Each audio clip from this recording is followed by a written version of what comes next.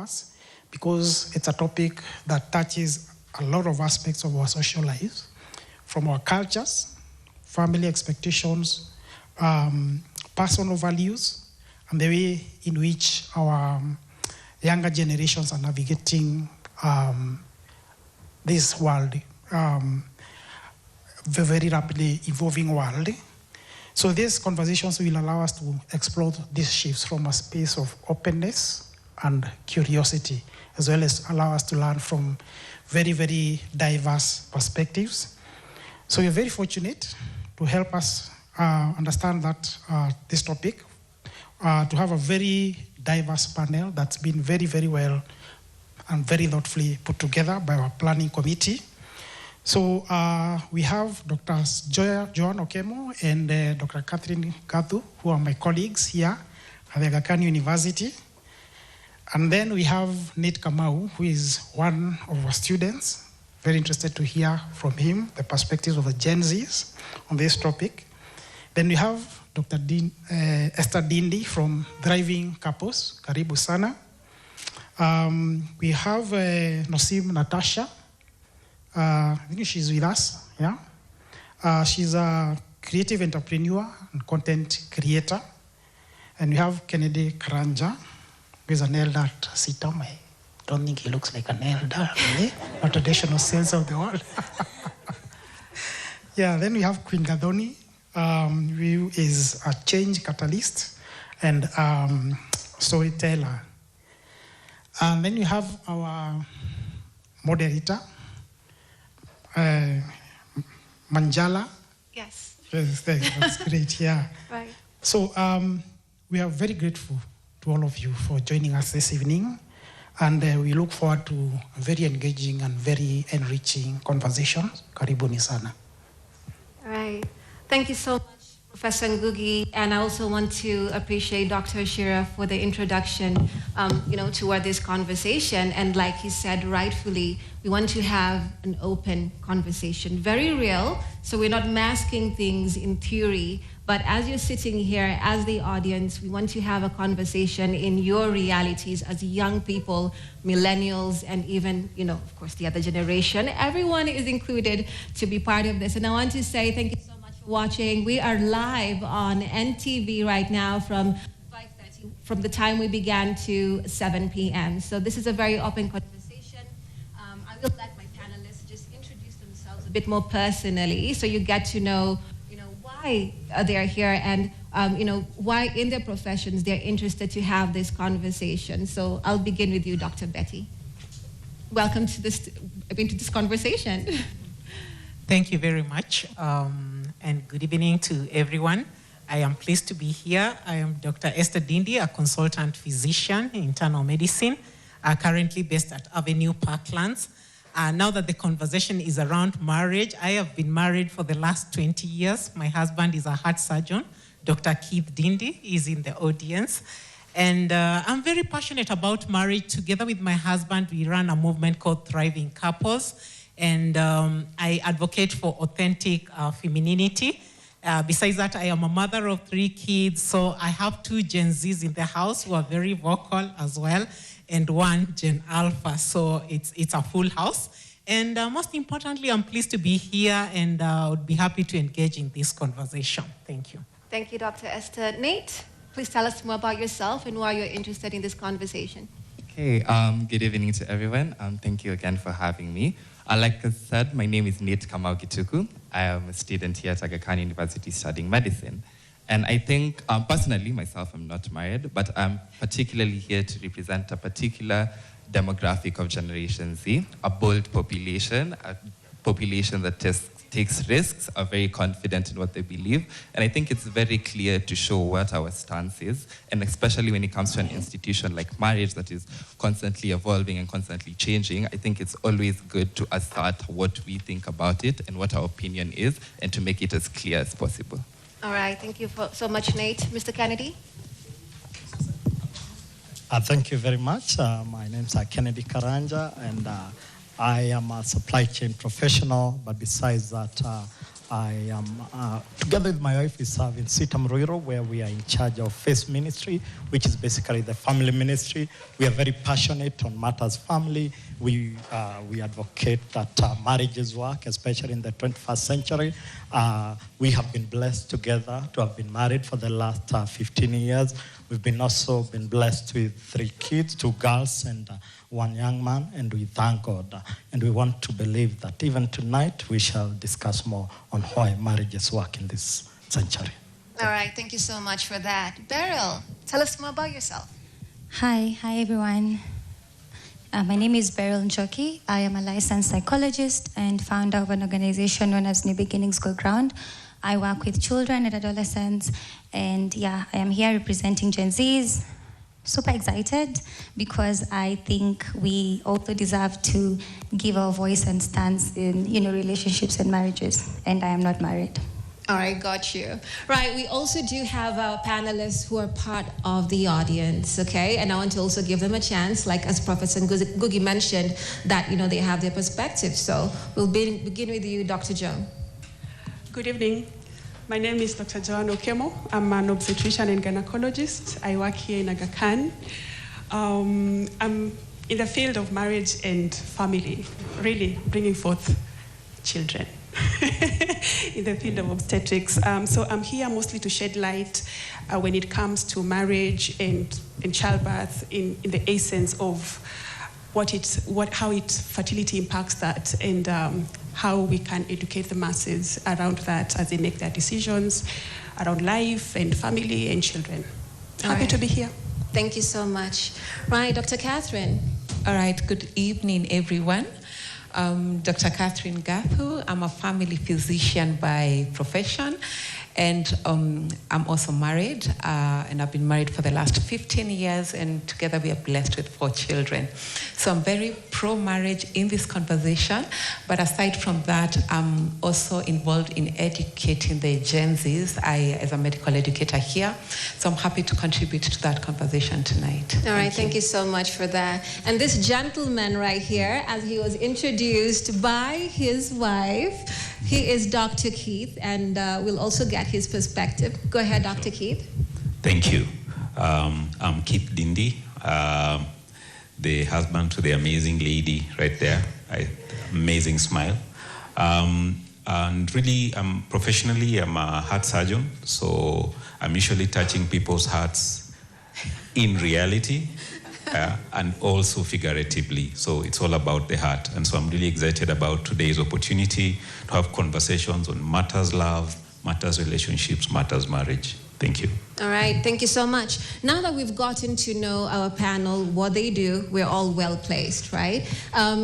The funny thing is, this should not be a conversation that we should be surprised to have, because it's all over social media, it's all over your conversations, so it's not new at all. But there seems to be an issue as to how society views what we're calling from tradition to choice. Right? So Gen Zs and millennials are reshaping the whole ideology of marriage and relationships and the like. And there's a big back and forth on social media. So I know the young people here, by the way, you guys, feel free to raise your hands and be part of the conversation. You're also very, very alive to this, right? So it's not just them.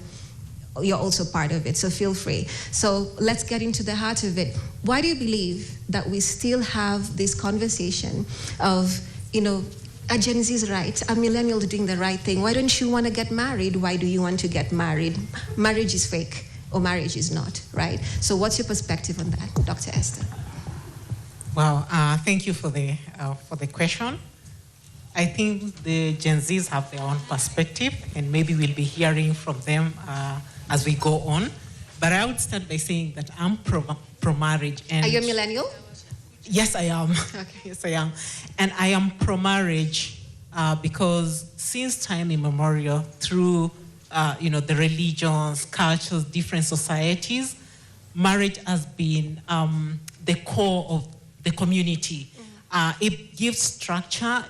Within marriage is where it's best placed to actually raise children.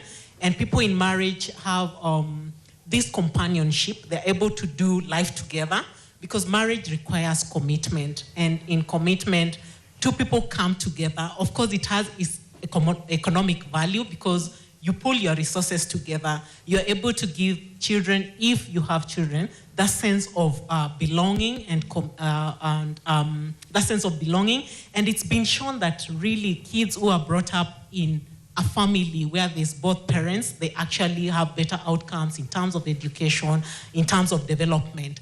And so just besides the companionship, in the earlier stages where you're together, you're raising children, you kind of share responsibilities.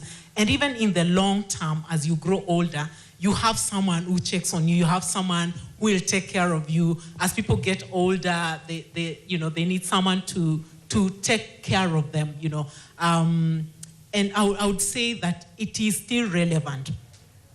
To the Gen Z's point, feeling that marriage no longer makes sense, maybe there are various factors. I would say people are delaying to get married because they are thinking of the economic repercussions. Part of it that is contributed by our cultures, the so-called ratios, bride price, the cost of weddings and all that. But I would argue that it's actually affordable to do marriage.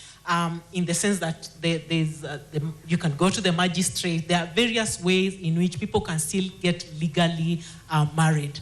But I'll land it by saying that marriage is still sensible. Even now, it is not obsolete. It's the best institution in which we can raise families and actually have legacy long term. The other thing is that when there's no marriage, there's no structure. Okay. And so there's a kind of anarchy in that institution. Yeah. All right. So Nate, do you believe in marriage or not? And if you'd be getting married, let's say, why would you do it? What's your perspective? Okay.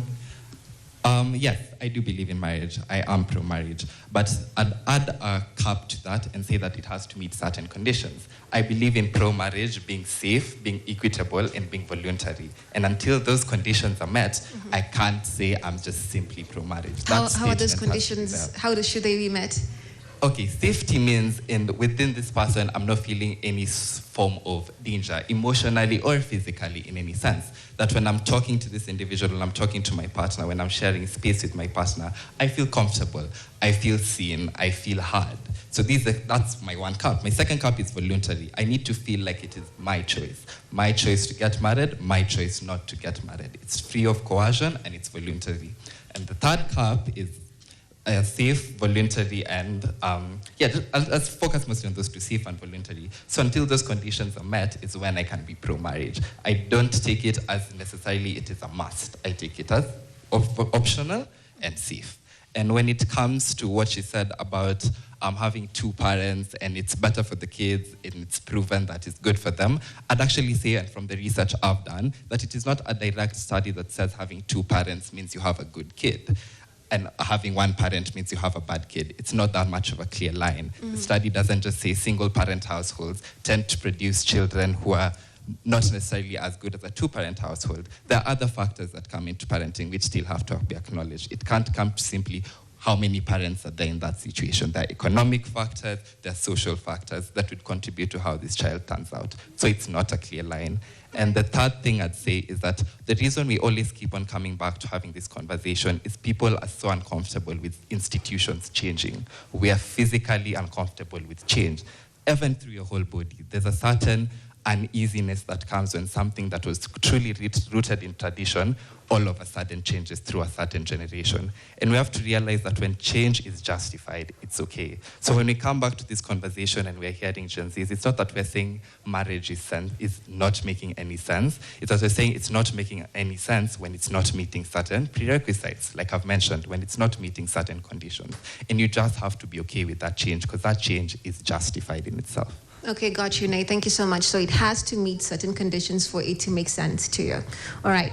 Mr. Kennedy, you have a vast experience in the church, right? So I'm assuming that you mentor and you're around, both the old and the young. And young people especially have such deep-seated issues, especially with the reality. They say that the church does not embrace the reality on the ground of how young people view relationships and what's happening. So it's they sometimes accuse you and say, the church rather, not you, that it's more of imposing the church culture on, you know, the younger people or younger generation. What's your perspective on that? And also you can tell us your experiences on the same. Thank you very much. And I think I would say it is very true. There are concerns that especially the younger generation are raising. And I think it is time that we have a conversation and listen to some of the concerns that these young people are having. Because when I look at when we were growing up, I think the expectations in the marriage space is very different, or was very different from the expectations today. When I was growing up, for instance, it was almost automatic that after you finished your tertiary education, that the next thing people expected you to do is to actually get married. I mean, I would remember in your graduation parties, the people coming there would always remind you that we are waiting for the next degree, and the next degree, they actually meant a spouse. But that conversation has changed because the Gen Zs, as it were today, are more concerned about other factors like stability in life, which probably was not a big factor in our days. And I think what we need to do is to come to some middle ground in terms of also understanding the Gen Zs so that we support them in that space. But what I can say is that actually marriages work. And I can say that because I've been in marriage for the last 15 years, but it calls for intentional commitment. Because what has happened is that I think people have moved from the traditional space where marriage was looked as a covenant, and it's now a contract. And people are looking at what are your obligations? What are my obligations? Am I benefiting? And when they look and they feel like I'm at such a point that I don't seem to be getting enough compared to what I'm giving, people want to walk out. But then what they forget is that marriage is supposed to be actually a covenant. And I think there are a couple of systems that need to be in place for a marriage to work, which have actually broken down in the recent days. I remember in the former years, for instance, community was very key in supporting marriages. There were ways and channels, including a support system that would support marriages. And the divorce cases in those days were relatively few. But in the recent days, those divorce cases have really increased. And I think that is part of the reason why Gen Zs are saying marriages do not work today, because they have seen many broken marriages. And they are even feeling that we even think they are these people who've grown up in probably in single families, and we think they've ended up becoming better. And we are not saying that people that probably have been brought up in a single family, that they are not better. We're just saying that a marriage setup presents a great environment because there's actually partnership. It's not one party working towards bringing up the children. And when you remember from a biblical perspective, marriage is actually God's idea. In the book of Genesis, the word of God says that, and God saw that it is not good for man to be alone. And he created for him a spouse, a wife. And you remember, even he says that a man shall leave his father and mother and be enjoined with his spouse. So it is God's original design for marriages to take place. And that's why we cannot just throw that at the window. Right. Okay, thank you for that. Right, so Beryl, you work with a lot of young people. You're a therapist, an accomplished young woman. And one of the things you're telling me earlier is you have young people, 15 or lower or going above, who have deep-seated issues on their perspectives of their parents, marriages, society, and the like. So give us your perspective on the same from your background. Okay, yeah. So I work with children and adolescents, and most of the cases that I deal with are behavioral issues, emotional regulation issues in kids that come from dysfunctional families. Now, do they have both parents? In fact, both parents will come, the child will come with both parents to the therapy room. The mom is seated there, the dad is seated there. They're not even conversing. They're just waiting for the session to be over, whoever is paying to pay, and then they leave. Are they still a union? Yes, they're still very married. In fact, they are more married than you can even think of. But are they together really? You get? So to maybe add on his point, when you talk about a partnership is a partnership, on paper. I think a marriage is the only certificate you get without education or without having to do an exam or without having to do even background checks, But like in real life, would we want to say it's as smooth as we want to put it? Or we also want to like acknowledge that there are factors that... Do you feel, sorry to interrupt you, Beryl, do you feel that there's a lot alluding that it's an easy thing as opposed to the actual reality of what it is? Yes, perfectly yes. Because then as adults, when you're not able to fully sort out your issues or maybe smoothen out the issues you're having, then you're raising kids who are not able to be emotionally stable. So instead of them learning how to deal with their emotions, it turns out to become behavioral issues because they see their mom not talking to their dad, passive-aggressive behavior, and they take it out on school to their teachers, to their fellow students. So there's a lot going on in families that's masked behind, the perfect holding of hands when they're going to church, or, there's a wedding here, let's go attend and look like the perfect family. But let's be honest, I see more than meets the eye, and I can say that marriages are not as beautiful as everyone alludes them to be. All right, thank you so much for that.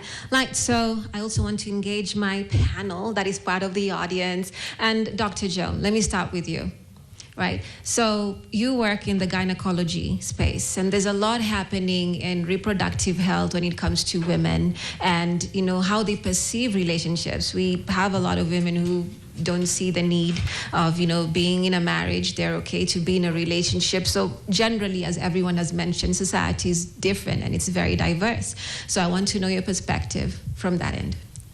Thank you for that. I would like to say, actually, the way we view marriage is not really a Gen Z vis-a-vis millennials perspective. I think it has shifted a lot, not just in the Gen Z group, but also in the millennials group. We have a lot of women who are choosing to stay single, who are choosing to stay without kids. Yes, later into their late 30s, early 40s, and those are not Gen Zs, those are millennials. So we have a lot of these changes that are happening. Traditionally, we've had a link between being married, sexual relations, getting children. They were all linked together.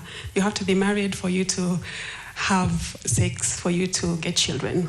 Yeah. But these days we have a lot of decoupling from that, where all these things can go on independently. People can marry, no children. People can have children when they're really single. Someone might decide, I want a baby, I don't want a spouse. There is a lot of artificial fertilization these days, and you can get a baby without even having a partner. Mm-hmm. And that's happening a lot. We have people who decide to marry, but then they don't live together. You live in your space, live in my space, we get a kid, we co-parent.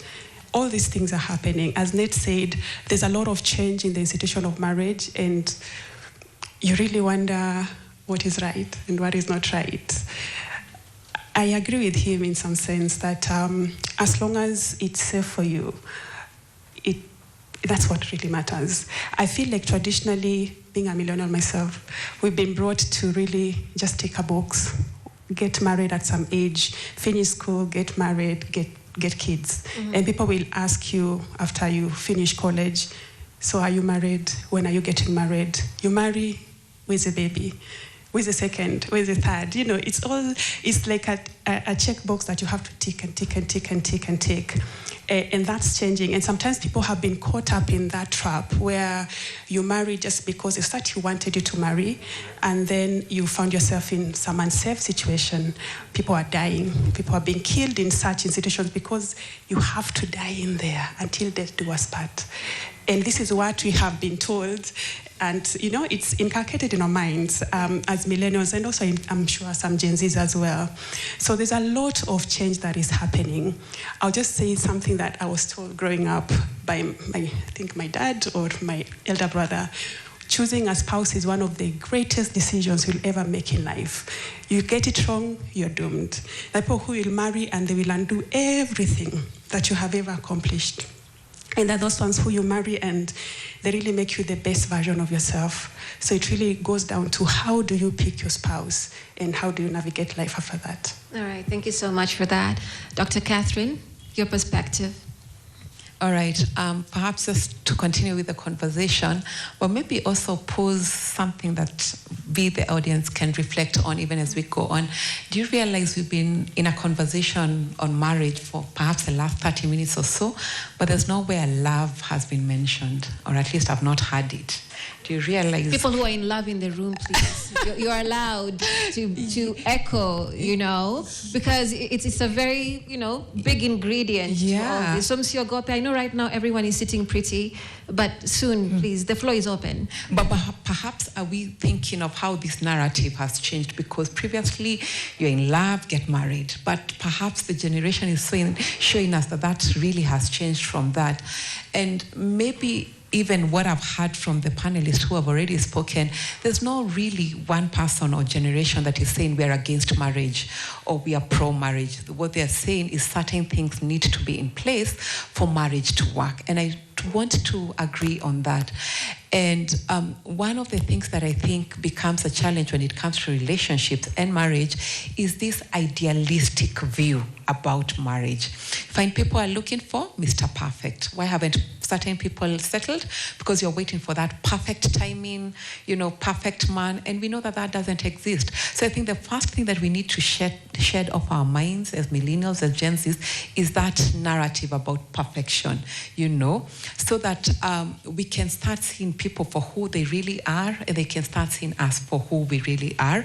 And perhaps that is what will really uphold the values around marriage that I think this conversation is geared towards. Yeah. All right. Thank you, Dr. Catherine. And I love your perspective, Dr. Keith, because, your lovely wife is back here on stage.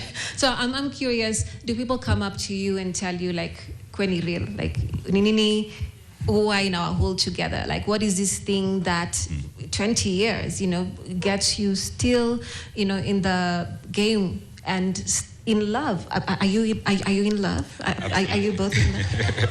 I love what she said. Yeah, I like what she said. For us, so I'm a Luya man, she's a Kamba lady. So a lot of sex. I think it's important to say that. Yeah, a lot of sex is important for a good relationship. So for us, we've really prioritized our physical union, because we know it many times, if you have a sexless marriage, many times it is a precursor to an emotionally detached marriage. The other thing that we have done consistently over time is to work intentionally on our emotional connectedness. People always assume that if you started very well, there's this word people like to say, we were compatible. No one is compatible. From our own experience, we've been helping couples for a long time. We've been married 20 years. I can tell you for sure there are no compatible people. Everybody marries the wrong person. Nobody marries the right person. You'll realize that very soon after marriage, that is not the right person. So we are very different. She's quite introverted. I'm very extroverted. How do you make her the right person? How do you make that person the right person? So that is a choice. So I believe there's something that we call a frame. A frame decides your focus. And so if you frame this person as your person that you're being committed to, you start to see them differently. If you put a frame and say, maybe there is something out there that will be better, that's the way you'll always see it. So for us, we've decided this is it. And I think that point that she mentioned about commitment is so crucial, because then that is the bedrock onto which you build everything else. If there is no commitment, it's like having the wrong foundation. Doesn't matter how beautiful a building is. I will end by saying this. We live in what we call a foliage generation. If you look at a beautiful tree, the nice leaves, they're very green, there are fruits. Many people think about that, the foliage. But beneath the surface, we usually say, if you want to grow a tall tree, you must dig deep roots. So that process of digging deep roots together, that's what makes for a beautiful, strong marriage. And so as guys, behind the scene, in stuff that is not glamorous, stuff that is not fun, it's not Instagram worthy, behind the scenes, we really spend time digging deep roots. Sometimes it's very uncomfortable conversations. I go out on a date with this lady once every week without fail. Every Sunday afternoon, we go on a date. And it's not interesting conversations, it's difficult conversations. One of the questions we ask each other is, what have I done this week that you are not happy with? How could I have loved you better? Is there something I need to do differently? And we are real with each other, because we know if you want to build something amazing, a great foliage, then you have to be willing to go really, really deep. So in short, I would say, yes, it's possible. It takes a lot of intentionality. There is no great marriage by chance. Every great marriage you see is a great marriage by choice. Okay. And for us, both of us have made that commitment, and we are enjoying the fruits of that. All right, and that has ruffled some feathers in here. I'm hearing some murmuring. Remember, tunakuja kwenu, na msiogope tafadhali, just pause your questions when you're ready. And I want to go to Nate, because before we get to the marriage, we have to have relationships, right? And I'm sure that there are things that we misunderstand or we understand from the whole Gen Z dynamic. Right? There's a time I was hosting a panel, another one, and someone was like, kama mtu hauna do, usinikujie. And it was super, super real. Like, they were not even trying to cap it, and everyone was like, clock it. You know what I mean? So, Nate, I want to know your perspective on relationships in general. Okay. I'd say I'd tackle the financials part of pre-relationships before marriage and how it determines whether Gen Z or any person from, I guess, my side of the generation would determine into getting into marriage. So there are certain things that I could always tell certain other generations were uncomfortable with when it came to Gen Z relationships, whether it was cohabitation before marriage, or it was waiting for a certain age period, or even in this case, having a certain standard of financial responsibility or financial literacy or financial requirement of this partner. And I'd argue that that isn't in itself a bad thing. That I'd rather have this, and I want us to look at it comparatively, I'd rather have you take into context the financial capability of you both as individuals than it become an issue later down the line that may be something that is irreversible. I'd hate the way maybe they framed it, is maybe where we can get concerned, is that if you don't have this money, don't come to me. Is that if you don't have this money, I can't be comfortable taking this step of marriage. It shouldn't be, I cut you off immediately, but it's a simple action of, you can't ask of my hand to get to that point when I know we are both financially not there. It should be a prerequisite that is taken into context. Considering the socioeconomic climate we live now, it is virtually very, very, very difficult to sustain a marriage when both of you are financially not as well as you could be. It will make things really difficult. If you're in love. Even though you're in love. These are environmental situations that happen in spite of the emotions you hold to each other. Mm-hmm. It will happen. So what makes you sober-minded? Before you continue, I'll come back to you. Beryl, what makes you sober-minded to say, fine, I feel a lot for this person, but I want to be objective and think about general things like, who are you? What's your background? Maybe you're stalking someone on IG. I don't know if some of you people do that. Just general stuff, right? So give us your perspective in a very real and core way. My perspective kind of is unconventional. I don't know. Let's begin with me as a Gen Z. I believe marriage favors and benefits men. Okay? We can have that as a foundation. Let's be real. I'm coming to the lady in green. Even the Bible says when a man finds a woman, they find a good thing, a beautiful thing. Why doesn't the Bible say when a woman finds a man, they find a beautiful thing? It's not there. Please be very cautious. So, me as a woman, why would I want to enter a union where the guy is not financially stable? We say a man is to money as a woman is to beauty. Or maybe the books I have read. Because which man goes and marries an ugly woman? Look at her. Please, can you do this? Can you do this to your hair? She's so pretty. So he went for the beauty, right? So why is it wrong when a woman says, I want a man with money. I want a man with a fast car, not just a car. Like I think it's society just making it look like, you know what, it's okay, you women can settle. But men can go get the beautiful women, I don't know, but anyway, now let's get back to the objectives. I don't think I sit down and be like, I want to get married. Like even in my goals, my to-do list this year, I want to get my master's degree. I want to get my doctorate degree. Like I have a million things I want to do. I want to grow my organization. Honestly, if I am to sit down, I want a man who's probably at my level or even better. Maybe a CEO, a founder, a But again, if I say that, they'll say, I don't want to get married. I am a bitter woman. I am blah, blah, blah, blah, blah. But yeah. Okay, so before I come to the rest of my panelists, right? All of you are getting that? Okay.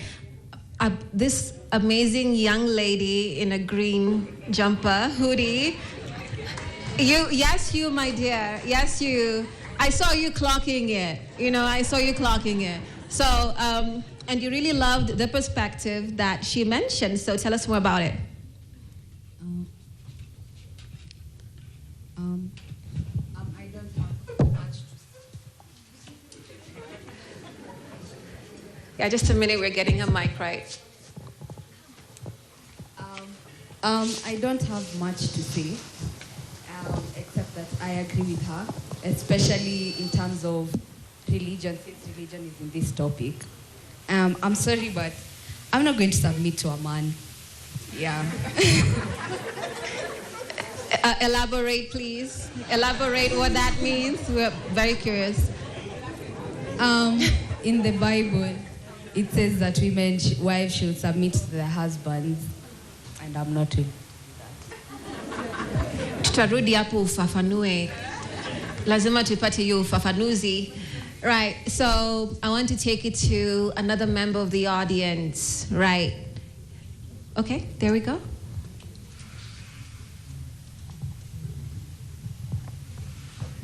Please stand up, sir.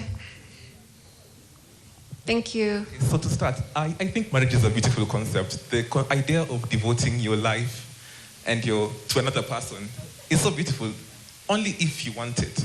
Okay, someone said in the panel that Kitambo, there were low divorce rates, and I want to say that low divorce rates doesn't necessarily equate a happy marriage. A lot of people could not divorce because of whatever other people are going to say. People will be ostracized. People who are financially trapped in a marriage. If you leave a marriage where you are financially dependent on someone, what are you going to do? Are you going to starve to death? No, you're not going to do that. So you see yourself trapped you see yourself basically in a prison that you can't leave. If you leave, these people are gonna say, "Oh, this one left, this one and this one." You're gonna be looked at badly. So that's why a long time ago the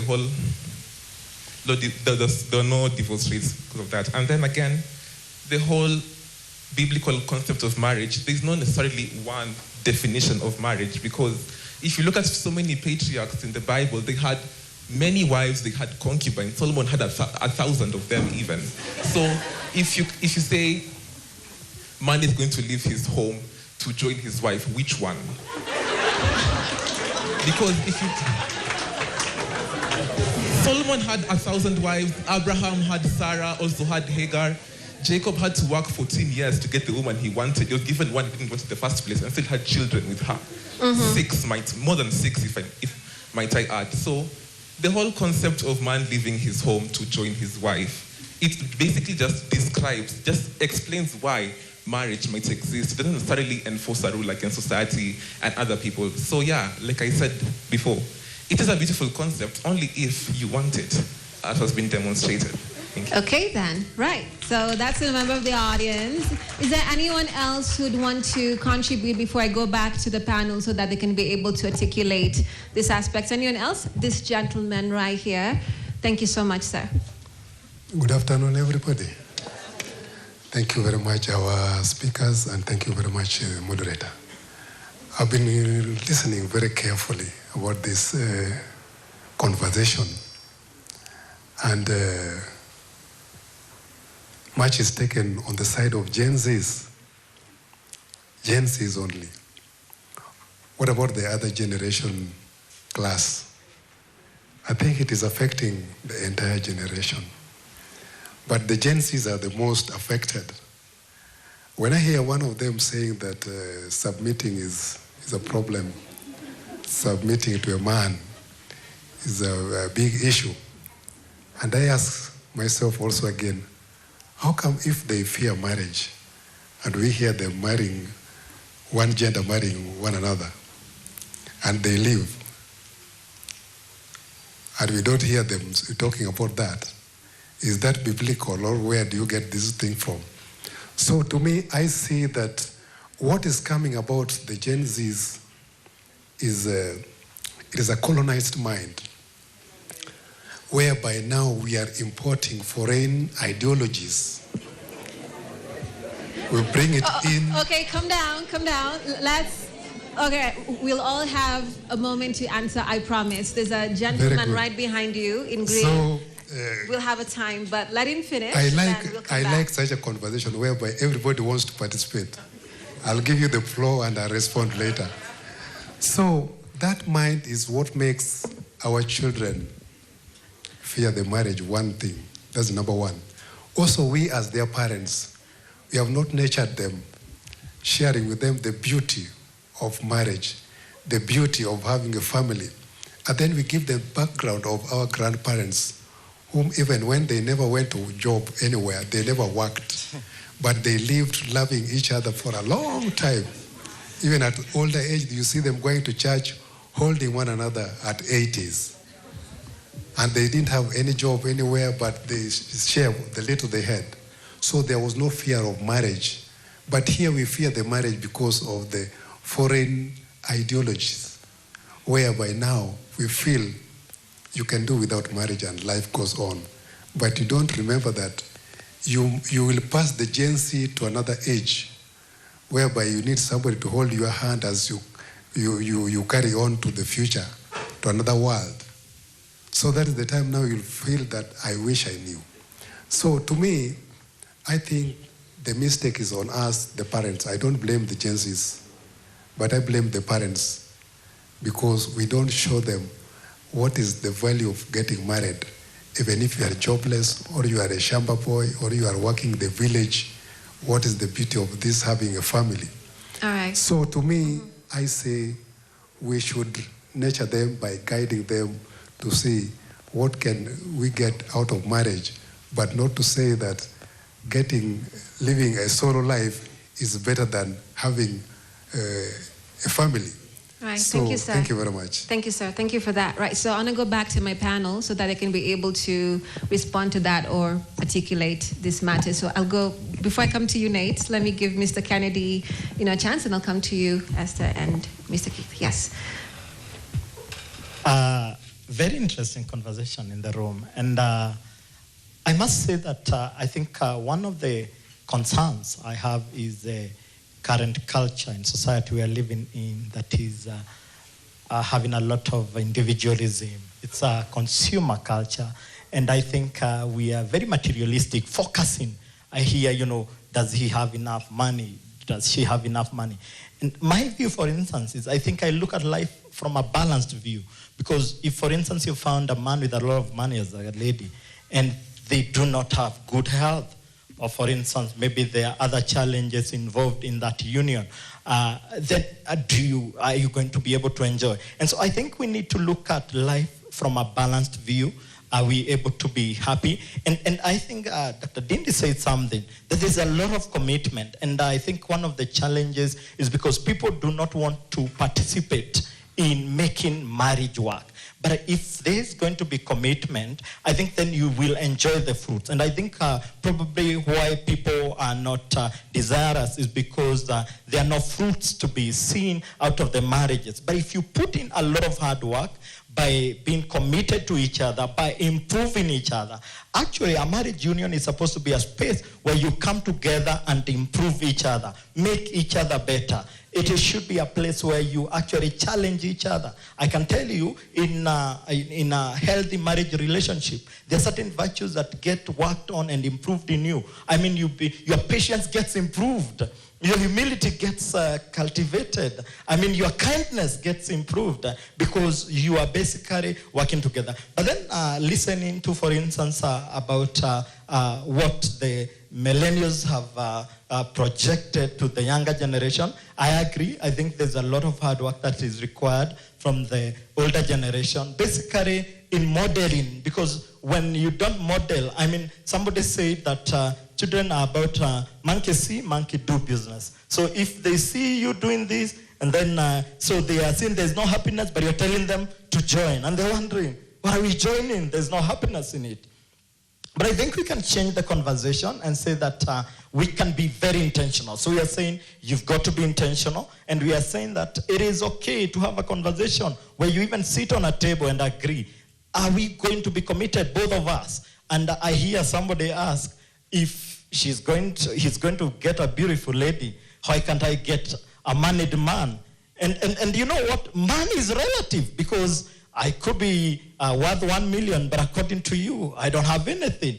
Somebody could be worth 10 million, and that person has a lot of money according to you. And I believe money comes, money goes. You might come into contact with somebody who's probably having a lot of money, having a lot of resources today, but tomorrow they do not have it. And I think what matters a lot is how focused, how principled is that person, because there are also resources that people are having. We have wash young men in this city who are making lots of money, but it's not clean money. And if you actually challenge them, they cannot show you where they're making those monies from. And they're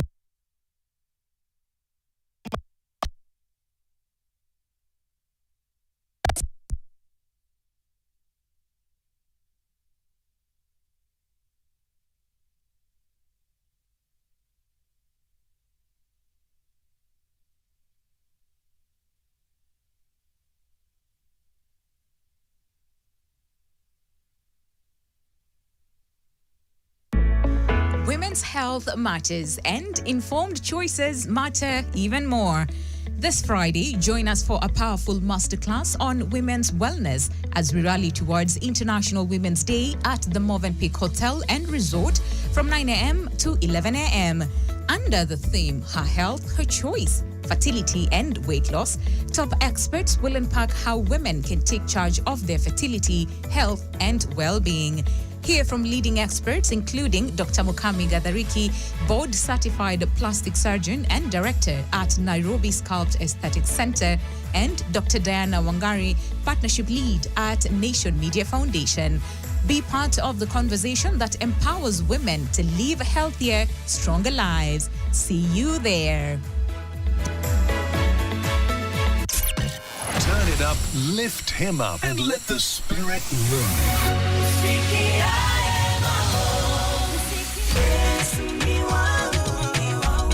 Your favorite gospel show is now renewed, refreshed, and uplifting.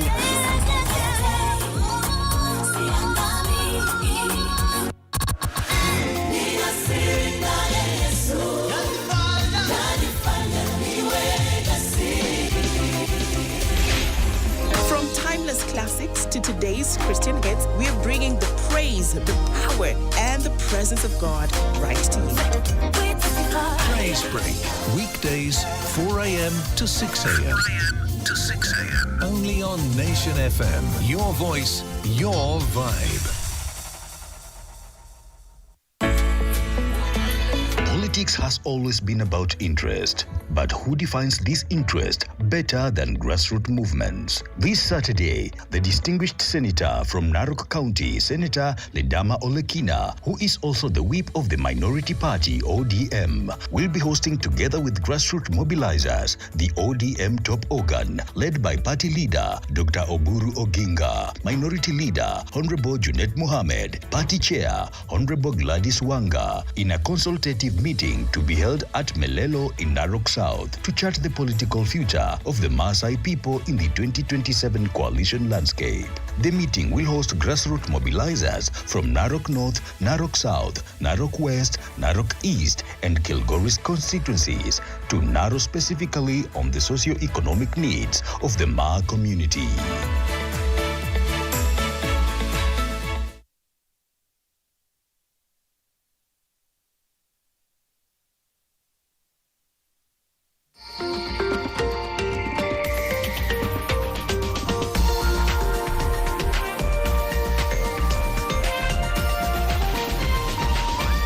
NTV, reimagining your world.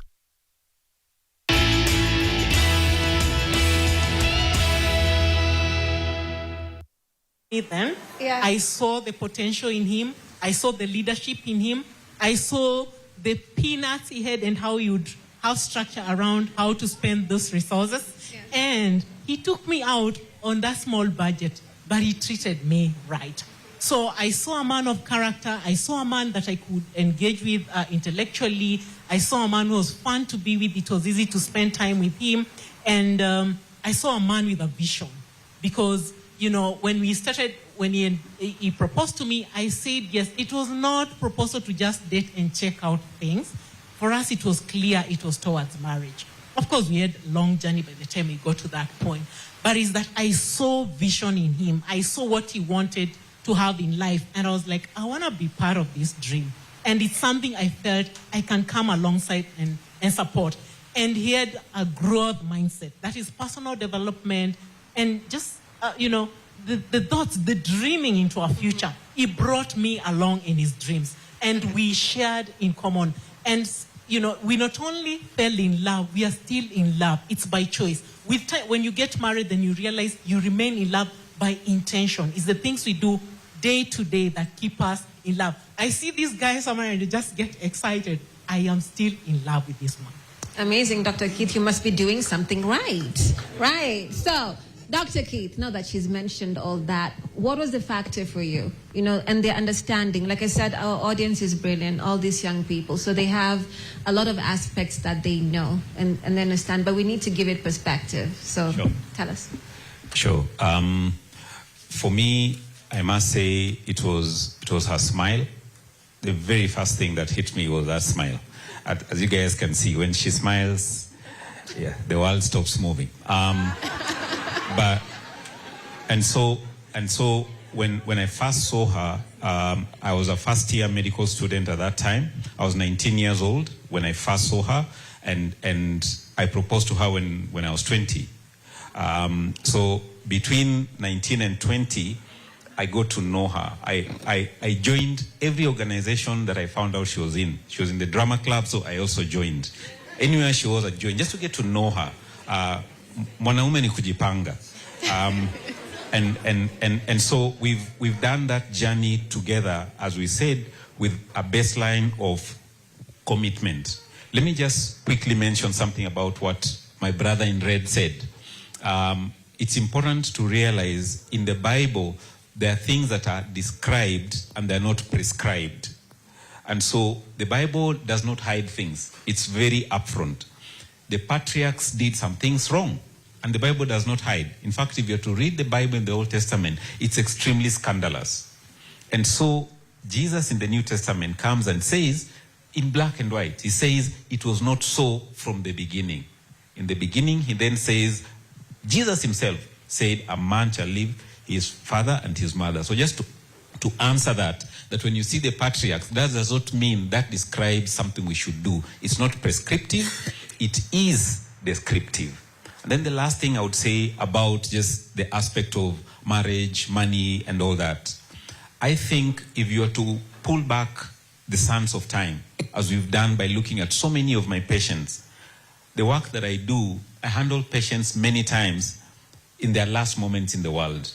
So I've held the hands of so many people as they breathe their last. And it gives you a lot of perspective when you listen to people in their dying bed. And I can tell you, there is not one person who's ever regretted to me about the money they didn't make, about the plots they didn't buy, about the car they didn't, not even one. Everybody regrets about one thing and one thing only: relationships. Everyone on their dying bed, they think they'll say, I wish I spent more time with my children. I wish I was there for my wife. And so when you think about it from a practical social science perspective, happiness ultimately is about relationships. One study that I leave you guys with, there is a famous study, it's called the Harvard Happiness Study. It's been going on for more than 85 years. And when they boil down the conclusions from this study, it all boils down to one thing: happiness is equals to relationships. And so if you're thinking about your life and how to be happy, it means the quality of the relationship have got to be solid, and that is something worth working towards. All right, thank you so much for that. So, Dr. Catherine, Dr. Jones, so your perspective, and then you can pass the mic to her, and then we'll go back to the audience. I'll come back to you, Nate and Beryl. This young lady in white, I saw you smiling and, you know, with his sentiments. I want to know, is there someone in uni looking at you like, you know, or following around drama club? We want to know, you know, or so, or we can get your perspective before we go to, she has a mic, it's okay, go ahead. Good evening, everyone. Okay, I can say why I was smiling is because I think at the time, many of us are a bit cynical. And it's not because we want to be or we want to be miserable, since we had happiness comes from relationships. I think it would be more of like dealing with what's there, you know, like in a defensive way. I want to rely on relationships I know I can rely on, not shoot in the dark and hope I aim on someone good. Why I was smiling is because I just thought of the relationships I have already, and that's not just being romantic relationship. I thought of my family and my friends and how much quality they bring into my life. So I think he has a point. Whether that, okay, I think the people who get that in romantic relationships are very lucky. But to the cynics and the realists, I see their point of view in that not everyone gets to have that. And I think that's something we should address. How easy or how hard is it to get that romantic relationship in drama club or in first year medical school? Yeah. All right, fair. Thank you so much for that. Dr. Catherine, you can include that answer in your perspective, and then you'll pass the mic to Dr. John. All right. I think listening to the different views that everyone has shared, what comes to mind is that societal and cultural norms really shape our views, whether towards relationship or marriage. And perhaps that's why we're having even this conversation, to see whether we can drive the narrative a different way.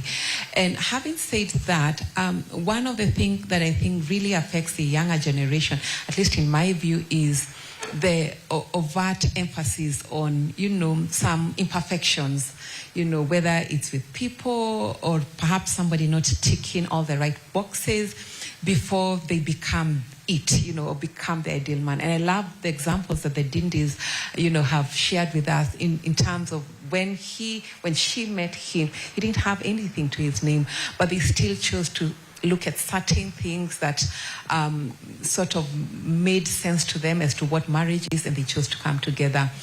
Another thing that I'm hearing from the room is, and we need to agree, is marriage is not for everyone. And I think it's okay to agree that it isn't for everyone. Not everyone chooses or would want, a life partner the rest of their life. And that's okay.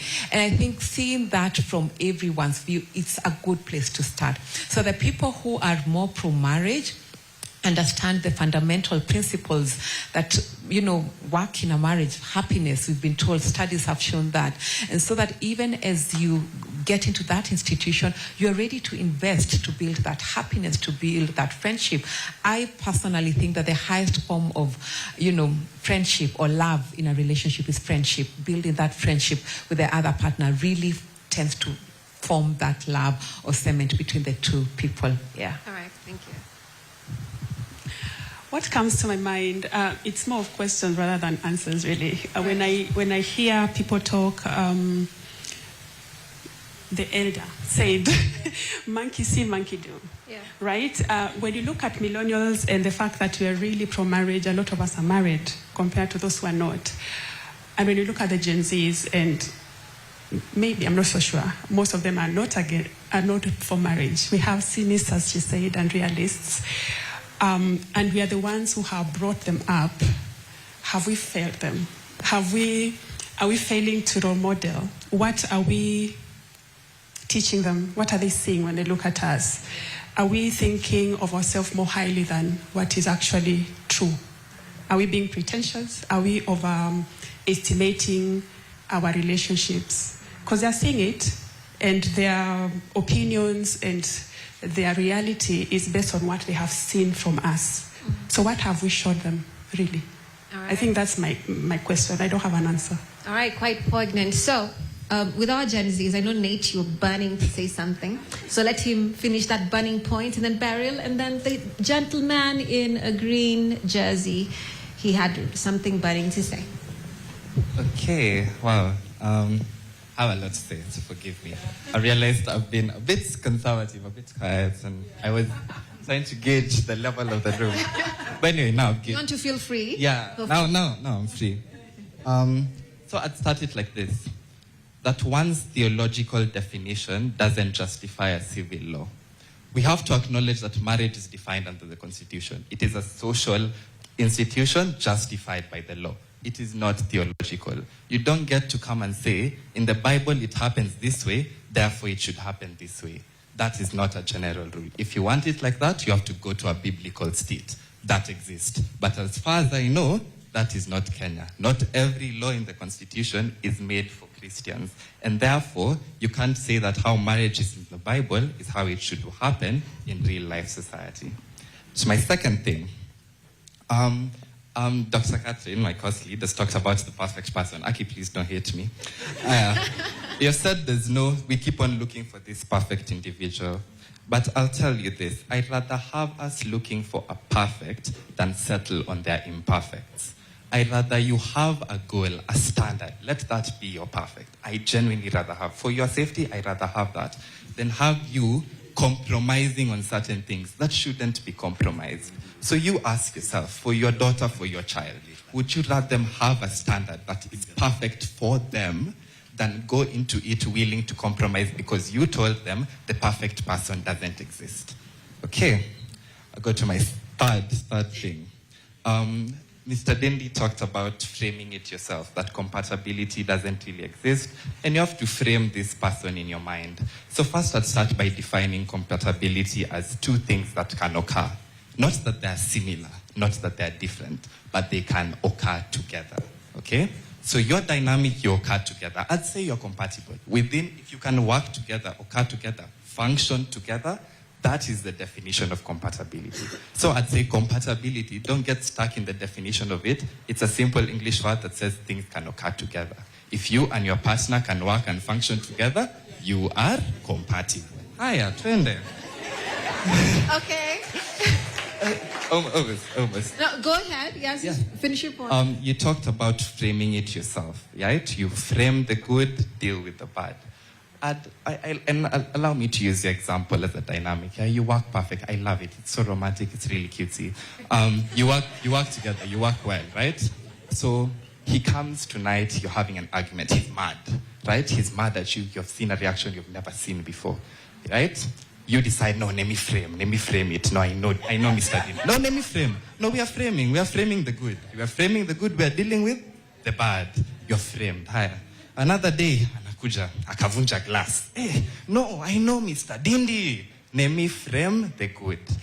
I want you to be really careful with how we put certain wordings.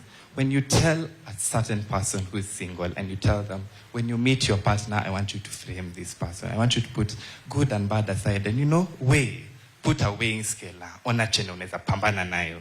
No, I want you to look at this person wholly. I'm not for a frame. Vile mtu amekuja, muangalie hivyo. Wacha frame, or he's kind sometimes, he's like this sometimes. No, I can deal, because no perfect person exists.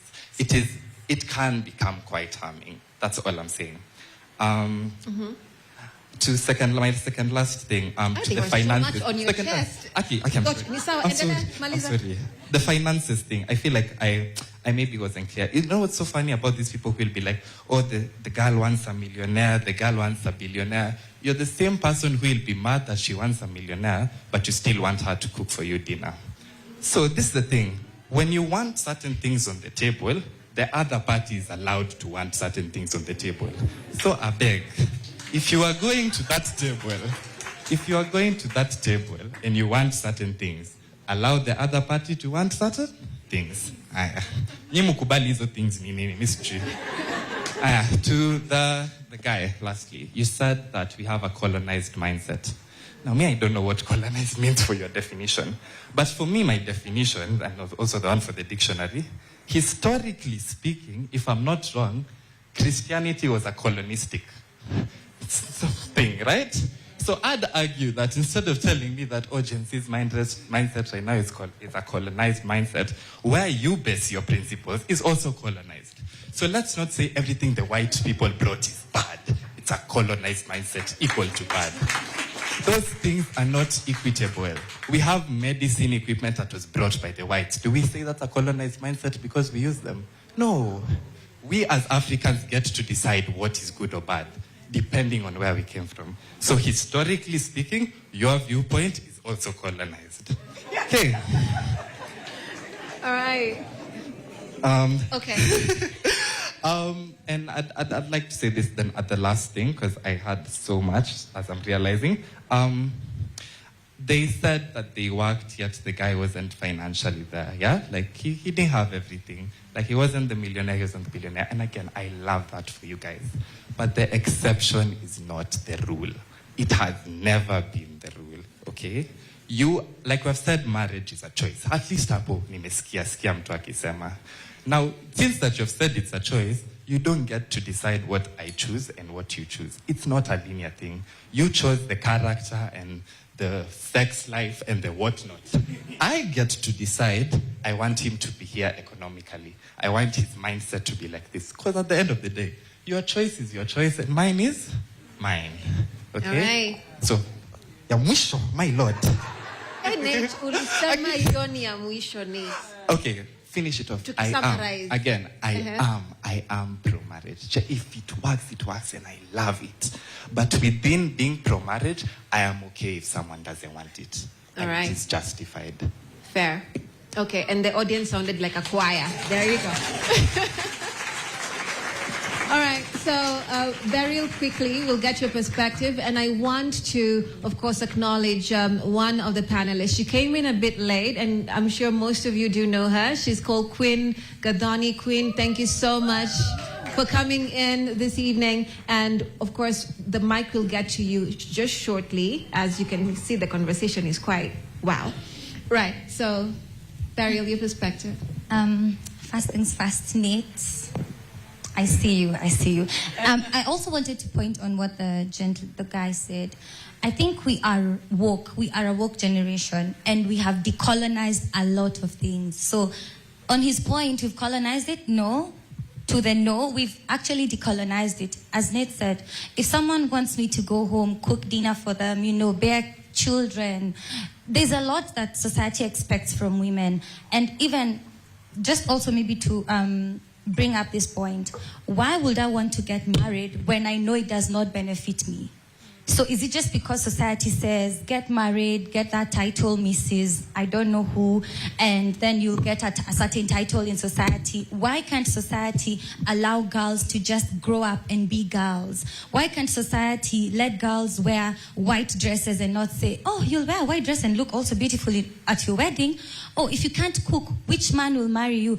Oh, if you can't cook chapati, my mom always used to tell me, you can't cook chapati, no man will marry you. And in my head, I'm just like, oh, it's okay. If you can't wash dishes, what man will marry you? If you can't wash, why is it always centered on marriage? Is that the biggest event? If I'd have a child, I'd want my child to prepare for. Honestly, that's sad. That's sad that we are raising girls, and notice, not boys, we are raising girls and letting them think that the biggest event of their lives is to walk down an aisle in a white dress. Why not walk down an Emirates aisle with my suitcase flying to another country that I have never been before? Why is it that the aisle, marriage aisle, has to be the aisle I have to walk on? I think it's about time we continue decolonizing these spaces, because at the end of the day, there is so much more than that aspect of marriage. To be honest, there's so much more to life than letting girls think, oh, I need to be groomed to be the perfect wife. It's a really, really sad place that, especially we as Africans, are in right now. And I wish we could even do like a social experiment and just pick up a random girl from the streets and ask them, and you'd hear their response. So us speaking about it makes it look like we don't want marriage. Yes and no. But then at the end of the day, think about yourself as a mom. You have a little girl. What do you want for them? Okay. Yeah. All right. I hear you. Queen Gadoni, could you please get a mic to her? She was, like I mentioned, one of the panelists. So, yes, let's hear your perspective. Good evening. I'm really sorry I'm late. 9 to 5, suddenly. But I've been married before. Would I ever go back to marriage? No, I wouldn't. My parents have been married for over 45 years, happily married. And I say that in jest because I don't know about the bad times. I really can't tell if they've had bad times. But I know they started out with nothing, and they were good friends. And if I can remember, one of the things from my childhood is that my parents laughed a lot. There was so much banter in our house. There was so much laughter in our house. And it has stayed that way. So I grew up knowing that marriage works. Marriage is a beautiful thing. And then I got married and it wasn't. And after I left, I realized I had so much to work on as a person if I'm ever going to be able to even be in a relationship, in a partnership, in whatever form of relationship, and especially romantic. So am I for marriage? Yes, I am. If you can, 100%. And you'll never know what marriage feels like until you're actually inside of it.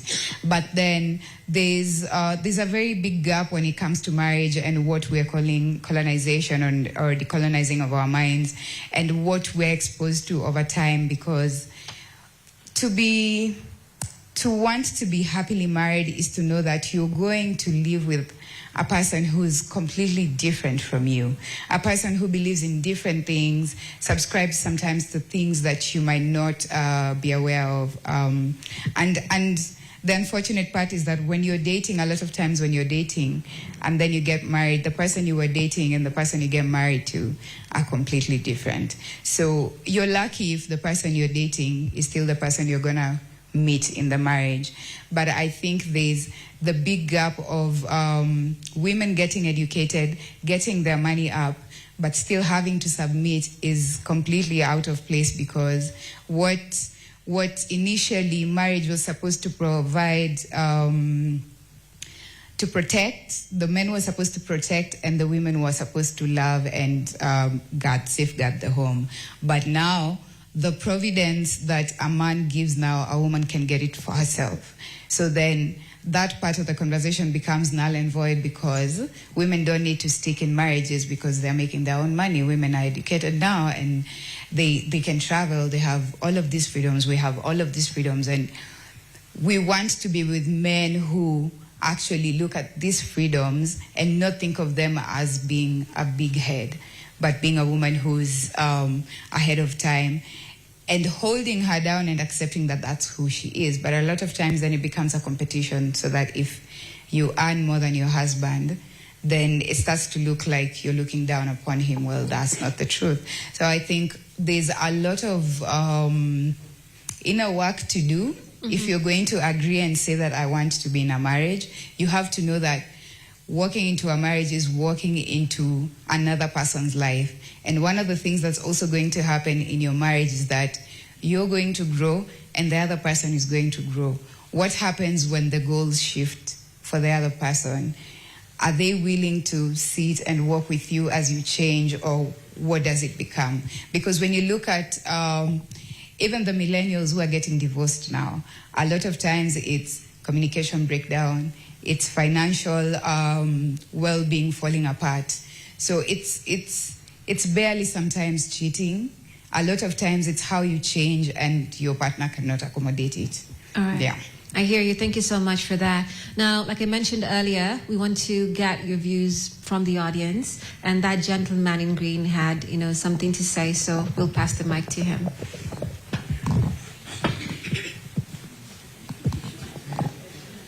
Good evening. Good evening. So I have a whole list. I don't know where to start, but I'm going to go through it anyway. So when we are starting the conversation, there was something that was talked about companionship that marriage brings in. So I'll link the companionship part with a question that was posed by, I want to call him man, this gentleman over here, about why right now our generation is engaging in marriages of the same sex and all. So my question it was her who said about companionship. Mm-hmm. And then she stated that marriage brings companionship, and that is one thing that brought them together and all. So my question, like whatever I'm trying to put out is that companionship doesn't only have to come when people meet and get together and have a romantic relationship in that kind of way, that it's a man and a woman. Like friendships can also cancel out the companionship part. Because there are some people who live together for life, they are just friends, and then they are the companionship aspect of being together and supporting each other emotionally, socially, and everything. They don't have to be of different sex to have the companionship part, because you can still develop the emotional aspect, the social aspect, and all. So you're highlighting purely a friendship. This is Yeah, not a romantic. friendship can cancel out the companionship part. That is my argument. The next thing was about community. It was pointed out by, I don't remember your name, so when I point you just understand. It was pointed out by him, the church Mr. elder. Kennedy. Yeah. Mr. Kennedy. Yeah, so he talked about that in the past. Okay, I want to link that to Gadoni's point that her parents' marriage was good, then hers didn't work out like that. And then bring now the aspect of why Gen Zs, most of them, don't want to have the marriage. So this is a difference in generations. So I want to assume that her parents are not millennials. They are maybe Gen X or something. So for those ones, it's more of, as they were growing up, they grew up all about submission. Like, you were brought up like that. I don't think by that time there was all this aspect of education and all, empowering the woman. So when they were growing up, they were being brought up as a woman should do one, get children, a woman should do whatever the man says, a woman should. So you see, when the woman is being shaped, the woman is brought up to be a submissive woman. I don't know if the point is getting there. Mm-hmm. Then now, audience, are you getting that? Then now for the millennials, now the whole aspect of change, empowering the woman and all, education came in. So now the generation that grew up is now the resistance generation. So like, why are you telling me to submit to you because you are providing for me, whereas I can provide whatever you are providing for me, for myself? So like, that is why let me put it this way. I have done like a random research from my friends, most of them who are my age, who I want to assume their parents are millennials.